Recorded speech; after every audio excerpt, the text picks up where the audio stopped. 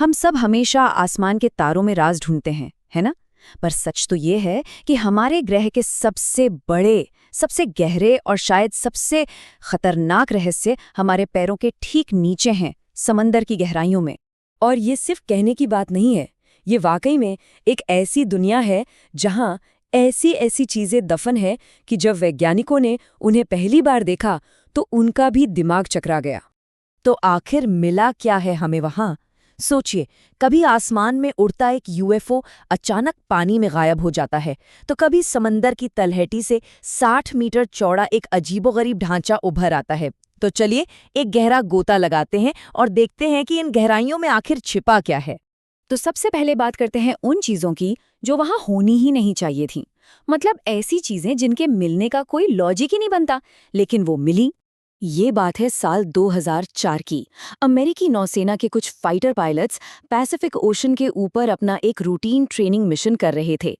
सब कुछ नॉर्मल था और फिर अचानक उनके रडार पर एक लंबी, सफ़ेद टिक टैक जैसी चीज़ दिखाई दी। और सबसे अजीब बात, ये चीज़ समंदर की गहराइयों से निकली थी और सीधे आसमान की तरफ उड़ गई। पायलट डेविड फ्रेवर, जिन्होंने इसे अपने आंखों से देखा, उन्होंने जो बताया वो होश उड़ाने वाला था। उन्होंने कहा कि ये ऑब्जेक्ट फिजिक्स के सारे नियम तोड़ रहा था। ना कोई पंख, ना कोई इंजन, ना ही कोई धुआं। और इसकी रफ्तार दुनिया के सबसे तेज फाइटर जेट से भी ज्यादा।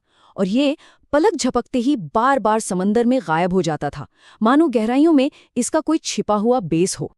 अच्छा, तो एक तरफ तो हैं वो चीजें जो आसमान से आकर समंदर में समा जाती हैं, पर दूसरी तरफ कुछ ऐसा है जो पहले से ही वहां गहराइयों में मौजूद है।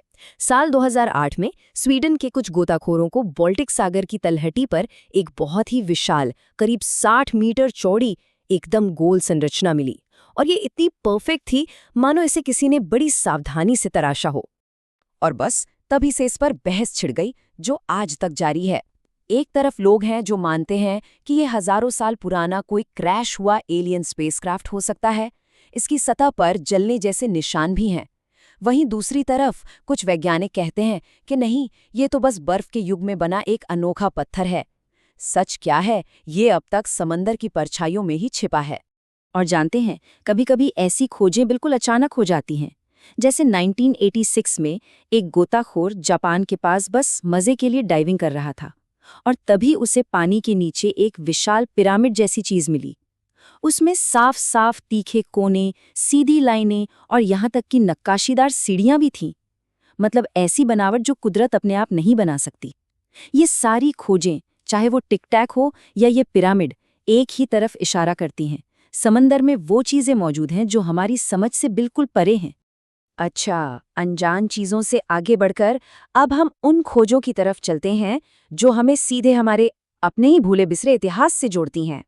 जरा कल्पना कीजिए, एक पूरा का पूरा शहर जो 1200 सालों तक दुनिया के नक्शे से गायब रहा।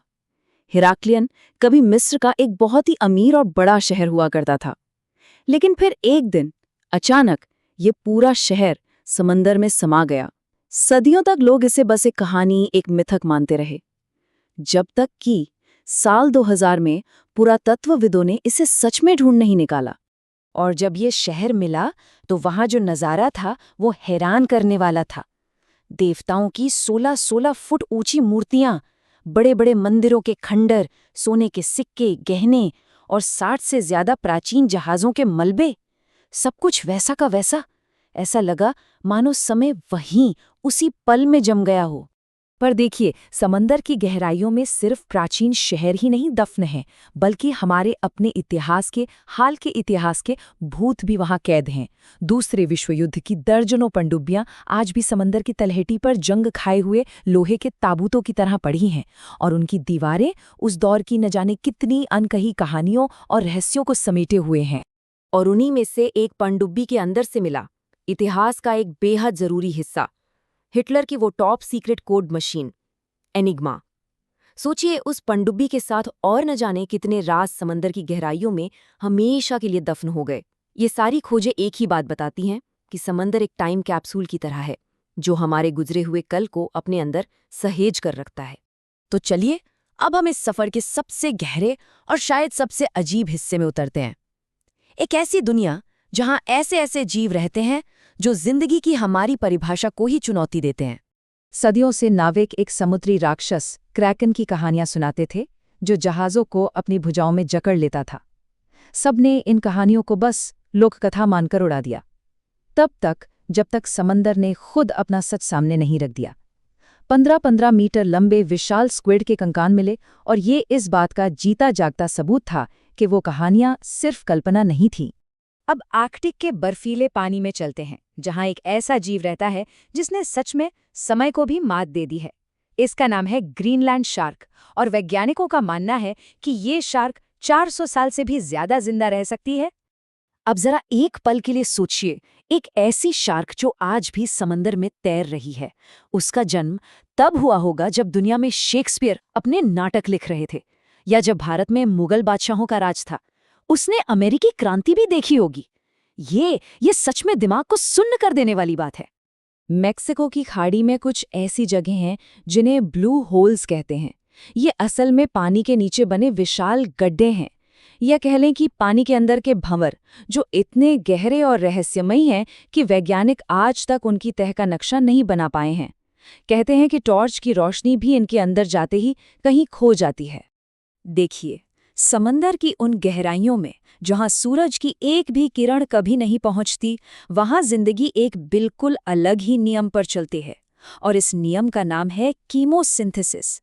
मतलब जिंदगी सूरज की रोशनी से नहीं, बल्कि खतरनाक केमिकल से अपनी ऊर्जा बनाती है। ये सब होता है ब्लैक स्मोकर्स नाम के हाइड्रोथर्मल वेंट्स के पास। ये समंदर की तलहटी में बनी ऐसी दरारें हैं जिनसे धरती के अंदर का खौलता हुआ जहरीले केमिकल से भरा पानी बाहर निकलता है। और आप यकीन नहीं करेंगे, इसी जहरीले अंधेरे माहौल में एक पूरी की पूरी दुनिया बसती है। ऐसे जीव जो हमारी सोच से भी ज्यादा अजीब हैं, जो ये साबित करते हैं कि जिंदगी कहीं भी किसी भी हाल में पनप सकती है। तो आखिर में एक सवाल बचता है जो हम सबको सोचना चाहिए। हमने अपने ही ग्रह के समंदर की तलहटी से ज्यादा मंगल ग्रह की सतह का नक्शा बना लिया है। तो जरा सोचिए, उस अंधेरे में, उस अनछुई दुनिया में अभी और कौन-कौन से रहस्य हमारा इंतजार कर रहे हैं, जिन्हें खोजना अभी बाकी है।